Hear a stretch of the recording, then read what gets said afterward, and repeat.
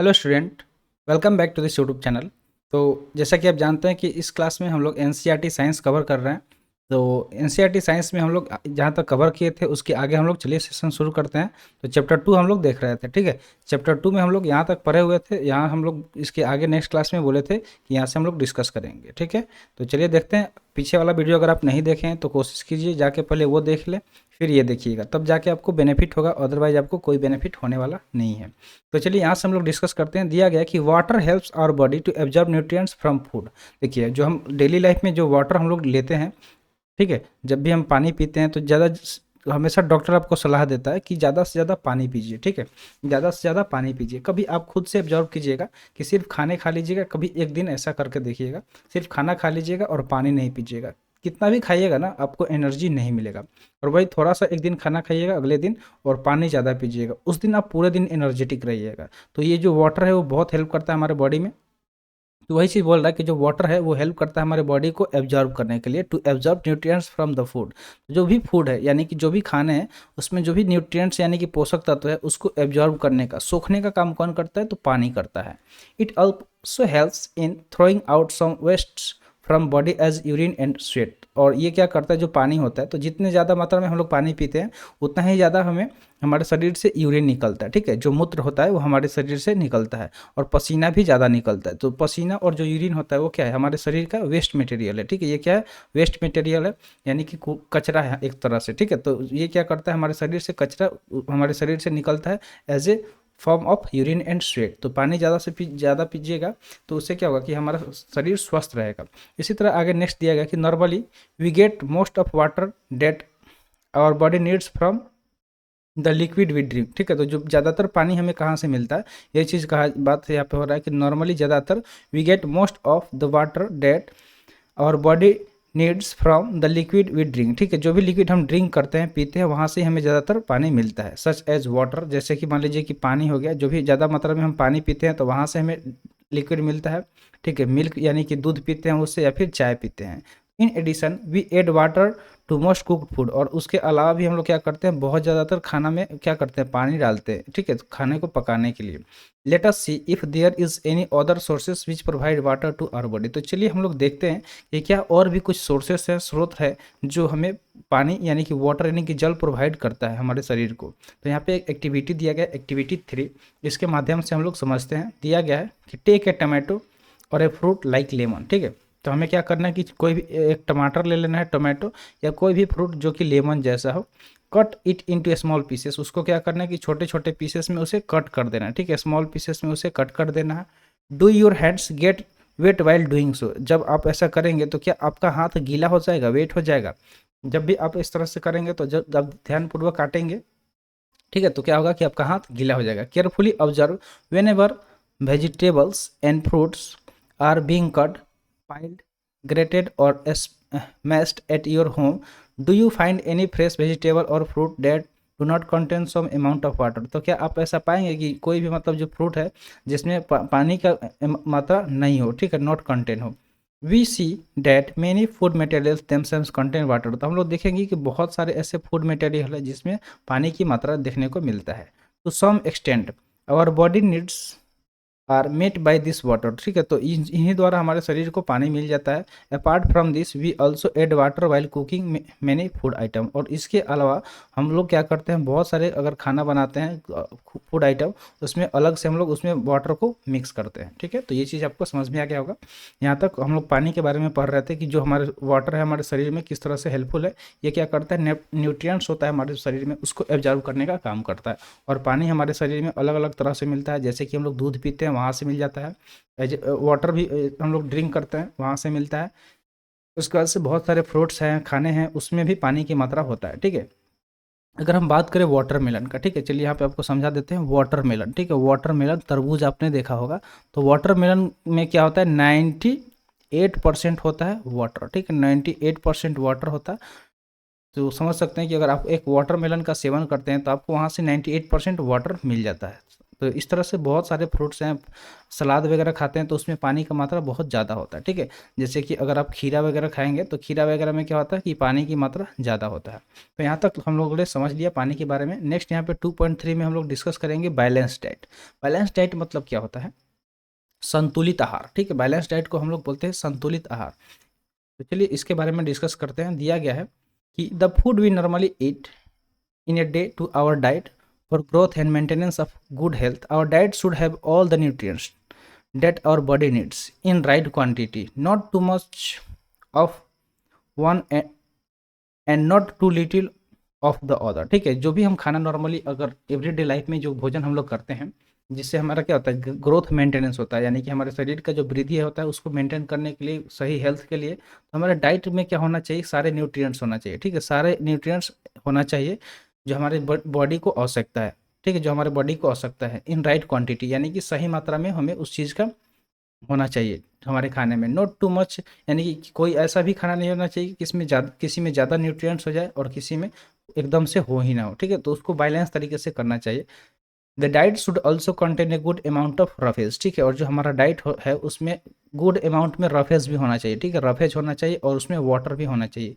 Such a diet is called balance diet. तो वैसा diet जिसमें सब चीज़ बैलेंस तरीका से हो, उसमें न्यूट्रिएंट्स मतलब न्यूट्रिएंट्स हो भी और कुछ ऐसे रफेज वगैरह हो, वाटर वाला डाइट हो, तो वो क्या, उसको ही हम लोग क्या बोलते हैं, बैलेंस डाइट बोलते हैं। तो बैलेंस डाइट किसको बोलते हैं? संतुलित आहार, यानी कि जिस खाने में न्यूट्रिएंट्स अवेलेबल हो सही मात्रा में, ठीक है, ना ही ज़्यादा हो ना ही कम हो, और गुड अमाउंट में रफेज और वाटर वगैरह अवेलेबल हो, तो उसको ही हम लोग क्या बोलते हैं, बैलेंस डाइट बोलते हैं। Do you think that people of all ages need the same types of diet? तो क्या आपने कभी ऐसा सोचा है कि आप ये सोचते हैं कि जो भी मतलब अलग अलग एज के हैं, सारे एज के अगर लोगों की हम बात करें तो सेम टाइप का उनके डाइट की जरूरत होती है? Do you also think that what we need for balance diet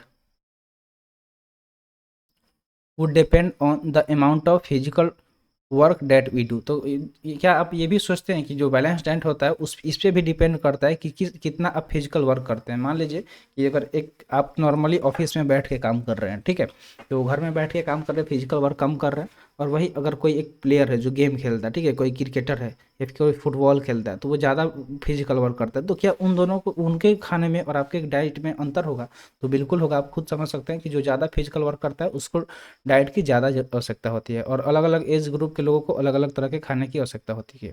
prepare a chart of whatever you ate over a period of week, ठीक है। तो आपको क्या करना है, एक चार्ट को प्रिपेयर करना है जो भी एक सप्ताह में आप खाते हैं। Check whether all the nutrients mention are present in one or the other food items being eaten within a day or so, ठीक है। उसके बाद से हमें ये भी चेक करना है कि जो भी न्यूट्रिएंट्स है, जैसे कि कार्बोहाइड्रेट, प्रोटीन, फैट्स वगैरह है या नहीं है, विटामिन वगैरह आपके उस खाने में है या नहीं, उस चीज़ को भी मेंशन करना है।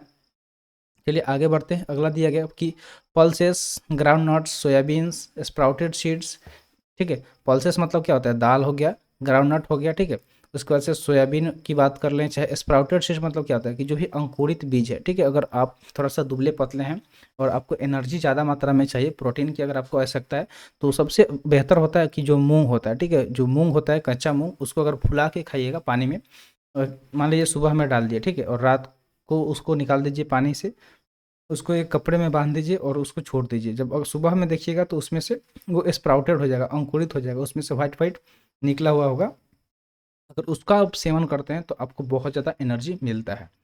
इसी तरह दिया गया कि बंगाल ग्राम, ठीक है, मूंग हो गया या उसके बंगाल ग्राम हो गया। फर्मेंटेड फूड्स भी होते हैं कुछ, जैसे कि साउथ इंडियन की अगर हम बात करें फूड सच एज इडली वगैरह, तो ये फर्मेंटेड होता है। एक कॉम्बिनेशन ऑफ फ्लावर्स, ठीक है, जिसमें क्या होता है कि मिष्टी रोटी, कॉम्बिनेशन ऑफ फ्लावर में क्या हो गया, मिष्टी रोटी, thepla, made from cereals and pulses, ठीक है। उसके बाद से बनाना हो गया, स्पाइनच हो गया, sattu, jaggery, available vegetables and other such food provide many nutrients. तो ये सारे जो भी यहाँ पे खाने का मेंशन किया गया ना, ये सब क्या करते हैं, अलग अलग तरह का हमें न्यूट्रिएंट्स प्रोवाइड करते हैं। Therefore one can eat A balance diet without expensive food material. तो हम लोग बिना किसी मतलब, मान लीजिए कि ज़रूरी नहीं है कि एक्सपेंसिव फूड मटेरियल से ही हमें बैलेंस डाइट मिल सकता है। नॉर्मल जो भी खाना है अगर आपके घर में अवेलेबल है, उन सब चीज़ों का अगर सही तरीके से आप सेवन करते हैं तो आप बैलेंस डाइट कर सकते हैं, ठीक है। आपका जो खाना है वो बैलेंस्ड होगा। जैसे कि आपको अभी बताया गया, चना वगैरह अगर सुबह में फुला के खाते हैं, या फिर कोई भी अंकुरित हो, चना हो गया, मूंग हो गया, तो उन सबको खाने से हमें बहुत ज़्यादा एनर्जी मिलता है और हमारे शरीर स्वस्थ होता है, हमेशा स्वस्थ रहेगा, ठीक है। Eating the right kind of food is not enough, ठीक है।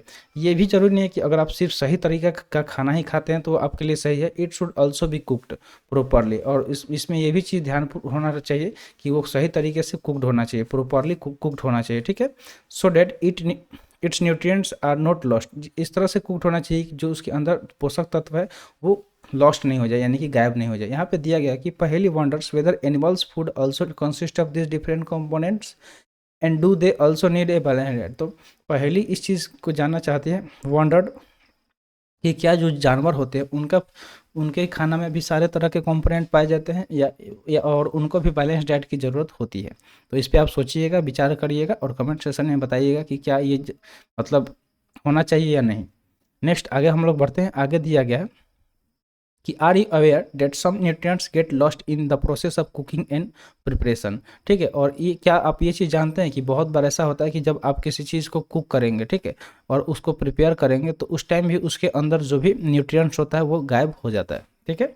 If the vegetables and fruits are washed after cutting or peeling them it may result in the loss of some vitamin, ठीक है। तो बहुत बार ऐसा होता है कि बहुत सारे फ्रूट्स होते हैं, तो अगर उसको मतलब काट देते हैं, कट करने के बाद से अगर या छीलने के बाद से उसको धोएंगे तो उसके में प्रेजेंट जो भी विटामिन वगैरह है वो गायब हो जाएगा। तो बहुत सारे ऐसे फल होते हैं जिसको पहले धो लीजिए फिर काटिए, ना कि काट के धोइए। काट के धोने से क्या होता है कि उसके अंदर जो भी विटामिन वगैरह प्रेजेंट होते हैं वो गायब हो जाते हैं।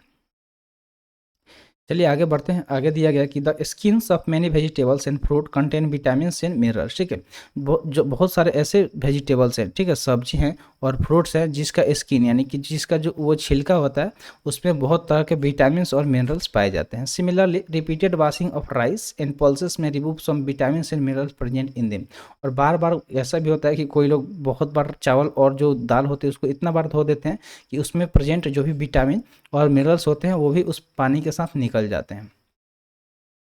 आगे बढ़ते हैं। We all know that cooking improves the taste of food and make it easier to digest, ठीक है। वी ऑल नो, हम लोग सबको ही जानते हैं कि जो कुकिंग होता है अगर उस खाने को अगर अच्छे से पकाया जाता है तो उसमें क्या आता है, टेस्ट आता है, taste of food and make it easier to digest. और इससे ये भी होता है कि आसानी से उससे हम लोग पचा भी पाते हैं।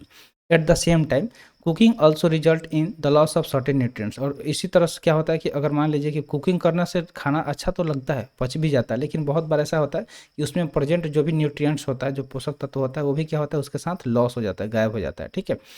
Many useful protein and considerable amount of mineral are lost if excess water is use during cooking and is then thrown away. बहुत बार ऐसा भी होता है कि अगर एक्सेस अमाउंट में आप वाटर का यूज करते हैं कुकिंग के दौरान तो उसके साथ उसमें जो भी प्रेजेंट होता है यूजफुल प्रोटीन और वो सब और मिनरल वो क्या होता है उसके साथ गायब हो जाता है। Vitamin C get easily destroyed by heating during cooking. तो जो विटामिन सी होता है अगर किसी भी चीज़ को अगर आप हीट करते हैं, कोई भी अगर खाना है उसमें विटामिन सी प्रेजेंट है और उसको अगर हीट करेंगे और कुक करेंगे तो उस दौरान क्या होगा कि विटामिन सी डिस्ट्रॉय हो जाता है। तो इस चीज़ का ध्यान रखिएगा। आगे बढ़ते हैं। Would it not be sensible to include some fruits and raw vegetable in our diet, ठीक है। तो आगे बढ़ते हैं। Bhujo Bhujo thought that fats would be the best food to eat, ठीक है।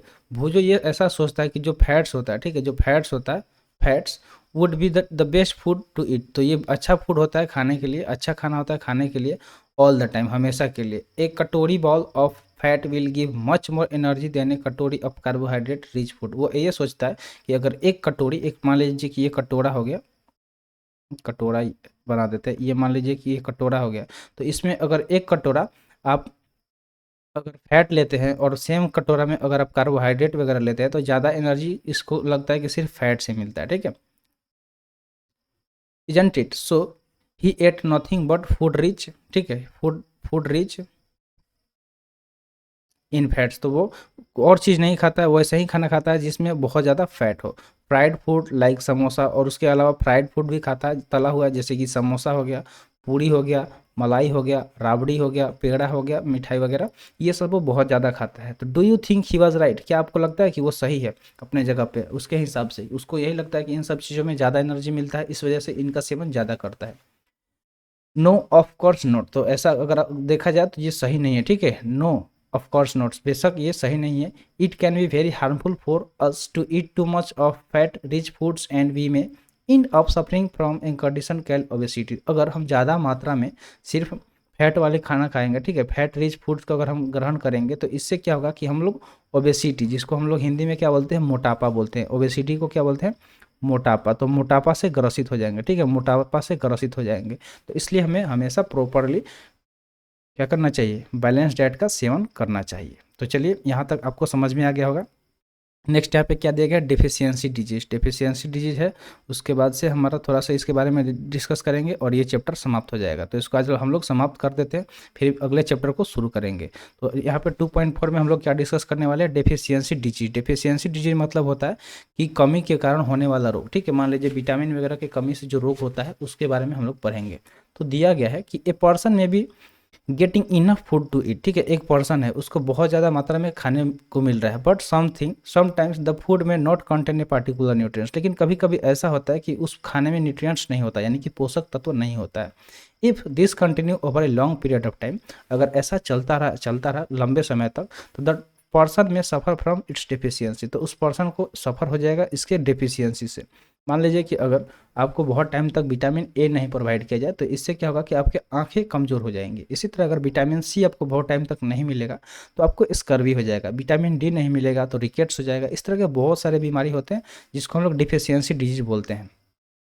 तो यह दिया गया कि डेफिशिएंसी ऑफ वन और मोर nutrients can cause disease or disorder in our body, यानी कि अगर हम एक से ज़्यादा मान लीजिए कि डिफिशियंसी होता है, कमी होता है न्यूट्रिएंट्स का हमारे शरीर में, तो इससे क्या होगा कि हमें डिजीज हो जाएगा या फिर डिसऑर्डर हो जाएगा हमारे शरीर में। Disease that occur due to lack of nutrients over a long period are called deficiency disease. तो आपको याद रखना है कि अगर, ठीक है, डिजीज यानी कि ऐसा बीमारी जो ऑकर होता है due to lack of nutrients, यानी कि पोषक तत्वों की कमी से हमारे शरीर में होता है ओवर ए लॉन्ग पीरियड, ठीक है, ओवर ए लॉन्ग पीरियड, तो उसको हम लोग क्या बोलते हैं, डेफिशिएंसी डिजीज बोलते हैं। उसको क्या बोलते हैं, डेफिशिएंसी डिजीज बोलते हैं। If a person does not eat enough protein in his her food for a long time, ठीक है, जैसे मान लीजिए कि अगर कोई बंदा है, कोई आदमी है, अगर लंबे समय तक अपने खाने में प्रोटीन का सेवन नहीं करता है, किस चीज़ का, प्रोटीन का, ठीक है, लंबे समय तक, ही या she is likely to have stunted growth, तो उसको क्या स्टॉन्टेड ग्रोथ देखने को मिलेगा, यानी कि सही तरीके से उसका ग्रोथ नहीं हो पाएगा। स्वेलिंग ऑफ फेस, यानी कि उसका face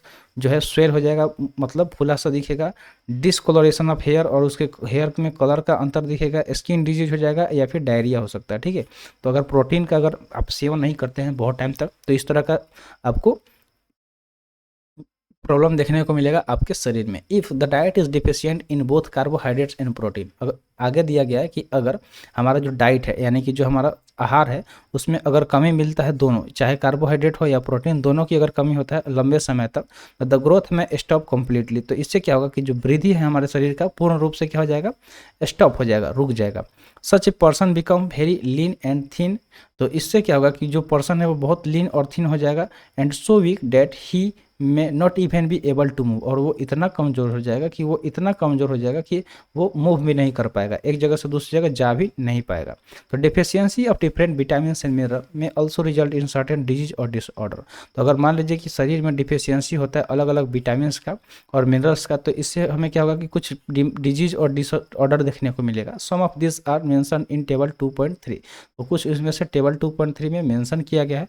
all deficiency disease can be prevented by taking a balance diet, तो इन सब को हम लोग कैसे प्रिवेंट कर सकते हैं डिजीज और डिफिशियंसी से, तो प्रॉपरली वे में खाना खा के, यानी कि बैलेंस डाइट का अगर आप सेवन करिएगा तो आपको डिफिशियंसी डिजीज नहीं होगा। In this chapter we asked ourselves the reason why widely varying food from different region had a common distribution. This distribution we find ensure that our meal have a balance of the different nutrition needed by the body. तो ये चीज़ आपको समझ में आ गया होगा। चलिए यहाँ पे जो हम लोग अभी बात कर रहे थे किसके बारे में, टेबल 2.3 के बारे में, तो थोड़ा सा इसको देख लीजिएगा। इसको हम यहाँ पे छोटा कर दे रहे हैं। यहाँ पे क्या दिया गया कि सम डिजीज, ठीक है, क्या दिया गया, सम डिजीज या disorder cause by deficiency of vitamin and mineral. तो यहाँ पे देखते हैं, ठीक है, मान लीजिए कि विटामिन और मिनरल का नाम दिया गया, अगर विटामिन ए का कमी होगा तो इससे क्या होगा कि लॉस ऑफ विजन, यानी कि हमारा आँख कमजोर हो जाएगा, जिसमें इसके सिम्टम्स क्या होते हैं, तो पुअर विजन, सही से में दिख नहीं पाता है, loss of vision in darkness, इससे रतौंधी भी होता है, ठीक है, अंधेरा में आपको सही से मतलब थोड़ा सा भी अंधेरा हुआ तो दिखाई नहीं देगा, sometimes complete loss of vision, और कभी कभी तो ऐसा होता है कि पूरे आंख से आप अंधे हो जाओगे, ठीक है। तो इसलिए विटामिन ए का सेवन करते रहिएगा। इसी तरह विटामिन बी 1 दिया गया, तो विटामिन बी 1 की कमी से बेरी बेरी का रोग होता है, weak muscles and very little energy to work. इससे क्या होता है कि हमारा जो मसल्स होता है कमज़ोर होता है और हमारे पास बहुत कम एनर्जी होता है काम करने के लिए। सेम वे में विटामिन सी की कमी से स्कर्वी होता है, जिससे गम्स से ब्लीडिंग होता है, ठीक है, हमारे मुंह में ब्लीडिंग वगैरह ज़्यादा होता है। Wound take longer time to heal, और मान लीजिए कि अगर किसी को घाव हो जाता है और उसको विटामिन सी की कमी है तो वो घाव ठीक होने में बहुत ज़्यादा समय लग जाता है, ठीक है। नेक्स्ट है विटामिन डी। विटामिन डी की कमी से कौन सा रोग होता है, तो विटामिन डी की कमी से रिकेट्स होता है, ठीक है, जिससे क्या होता है कि जो हमारा हड्डी होता है वो कमज़ोर हो जाता है, ठीक है, कमज़ोर हो जाता है, सॉफ्ट हो जाता है और आसानी से बेंड हो जाता है। कैल्शियम की कमी से बोन और टूथ डीके होता है, यानी कि हमारा हड्डी और दांत कमज़ोर हो जाता है, जिससे बोन वीक हो जाएगा और टूथ डीके होगा, ठीक है। आयोडीन की कमी से गोइटर होता है, जिसको हम लोग घेघा रोग बोलते हैं। कौन सा रोग बोलते हैं, घेघा रोग बोलते हैं, ठीक है। Glands in the neck appear Solan, ठीक है, जो मतलब गर्दन में फूला हुआ देखे होंगे किसी को कि गर्दन के पास फूल जाता है, उसको ही गोइटर बोलते हैं। और mentally disability in children, mental disability भी हो जाता है, यानी कि बहुत सारे लोग जो दिमागी से कमज़ोर हो जाते हैं, ठीक है, आयोडीन के कमी से। तो इसलिए आयोडीन का सेवन करना चाहिए। आयरन की कमी से एनीमिया होता है और एनीमिया से क्या होता है, वीकनेस होता है। तो उम्मीद करते हैं जो भी चीज़ें यहाँ पे बताई गई होगी आपको समझ में आ गया है, ठीक है। तो आज का चैप्टर यहीं पे समाप्त हुआ। वीडियो कैसा लगा कमेंट सेक्शन में ज़रूर बताइएगा। तो मिलते हैं फिर अगले वीडियो में, अगला चैप्टर हम लोग लेके जल्द आएंगे। तो थैंक्स फॉर वॉचिंग, जय हिंद।